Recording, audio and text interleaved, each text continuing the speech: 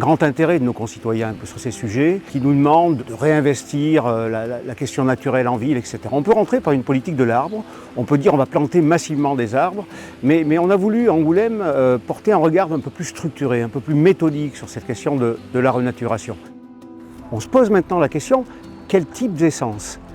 Quelle est une stratégie de plantation qui est efficiente par rapport aux objets de l'arbre, par rapport au rôle que peut tenir l'arbre dans la ville?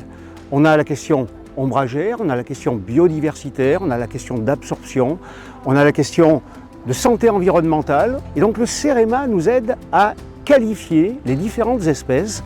Ça avait été fait à Metz. Ici, on a pris les essences arborées que nous connaissons et regardé leur caractère, leur spécificité, pour derrière avoir une stratégie poumon vert adaptée à chaque espace. Donc, le but est de sélectionner les espèces d'arbres en fonction des services attendus et qui répondent aux problématiques locales. Alors, il peut s'agir de rafraîchissement, il peut s'agir de lutter contre l'effet d'îlots de chaleur urbains, de réintroduire la biodiversité en ville ou encore de lutter contre les inondations. L'objectif est aussi de miser sur la diversité des espèces sélectionnées afin d'assurer la robustesse du système.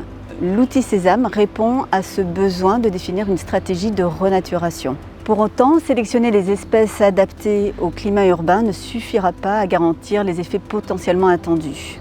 Il faut aussi définir les conditions de gestion qui vont permettre à l'arbre de croître dans de bonnes conditions et assurer sa bonne santé. Par exemple, l'arbre ne produira ce service de rafraîchissement que s'il a accès à l'eau et s'il peut développer son système racinaire.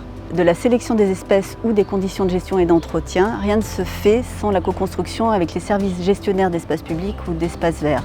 C'est l'expertise du CEREMA et les expertises locales qui vont permettre de définir une stratégie de renaturation. C'est ce qui a été mis en place à Angoulême.